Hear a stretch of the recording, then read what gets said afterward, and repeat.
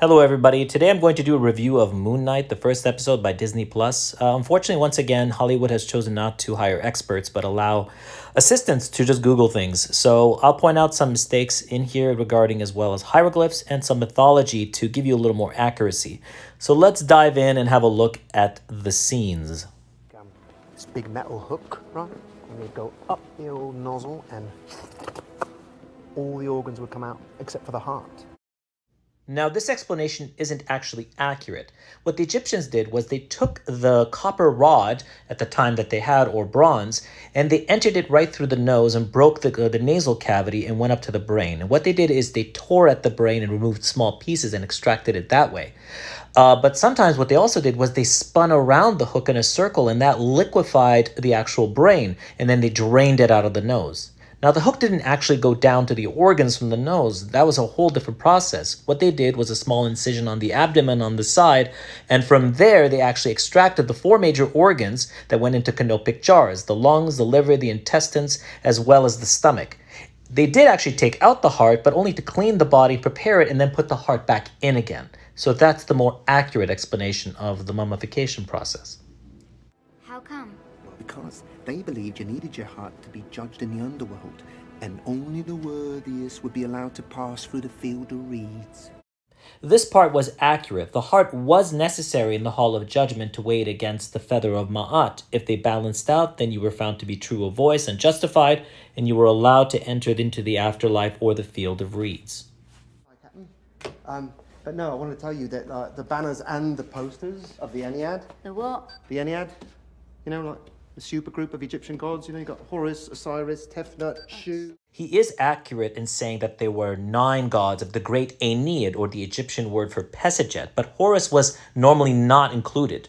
The 9 gods were Atum, Tefnut, Shu, Nut, Geb, Osiris, Isis, Nephthys, and Seth. They were the 9 original, and Horus was sometimes added, but not actually included most of the times, or part of the traditional sense of the 9. There's been a major blunder because they've got 7 gods here and the Ennead has 9. In this scene, you have the reference to Ammit, the goddess or the devourer. Now, she's also known as the female devourer of the dead. She actually had a very insignificant or minor role in the mythology of ancient Egypt. Her job was really to stand by and eat the hearts of those that were judged to have heavy hearts, and it was Ma'at who judged the hearts, not Ammit. Tattoo on the arm of Ethan Hawke is the balance with the scale in the Hall of Judgment, which Ma'at used to weigh with her feather against the heart of the individual. Of a good man. Please, Hero. This woman I calls must know. Ethan Hawke Heru, me or Arthur. Hero, which is actually the name for Will you Horus, accept who is the son of Isis and Osiris. Regardless of the outcome. This woman's heart is found to be sinful, therefore heavier than the feather of Ma'at. The scale turns red here, but that's not the way it works. In the end, the woman's heart is fed to Ammit, who eats it and devours it, and the woman becomes non-existent. I've been good my entire life. I believe you. But the scales see everything. Perhaps it's something that lies ahead. It's true that the scale knows everything, but the scale does not know the future. That is not part of the mythology. The person is judged on what they did before they died.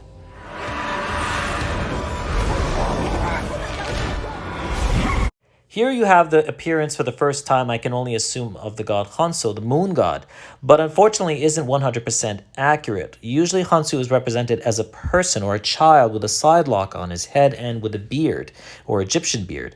Here you have the skull of an Egyptian ibis. Now sometimes Khonshu was represented very rarely as a falcon god, but never actually as an ibis. Here you can see a representation in this statue of the god Khonshu. He has a crown on his head with a cobra uraei in the front for protection, a side lock of hair representing youth. He has a beard of the gods or the pharaoh. He has 2 scepters on either side, the crook and flail of command and power. He also has a centerpiece, which is a composite of both power and stability, which is the was and the jet pillar. And this is more of an accurate representation and a common representation of Khonshu. Now, the pillar on the right of Ethan Hawke is the representation of Ammit and is exclusively only seen in the Book of the Dead of chapter 125 and hardly anywhere else. Also, Ammit is a composite goddess. She has the face of a crocodile, the mane and neck and forepaw of a lion or sometimes a leopard, and the rear or back end of a hippopotamus. Well, the scarab doesn't belong to me. It belongs to her. There's a bit of confusion here with concepts in the mythology. The heart scarab itself actually belonged to the deceased. When they died, the scarab was placed on the body.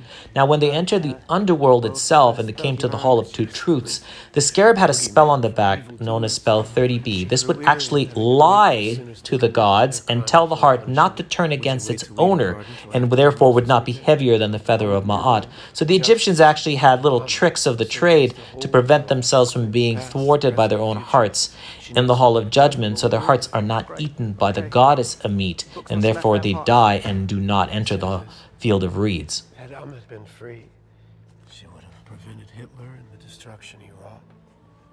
Nero, the Armenian genocide, Pol Pot. Not nice people. But she was betrayed Was she? by indolent fellow gods. Oh, I don't recognize the name or word Endelin. It could be something part of the comic, but not part of the ancient Egyptian mythology. anime. I was quite surprised to find out that the director was Mohammed Diab, a native Egyptian. So he could have actually taken the time to make it a little more accurate regarding the mythology of ancient Egypt. But I guess that's Hollywood, and that's how it goes. So I hope you enjoyed this. Please follow me and like and leave your comments.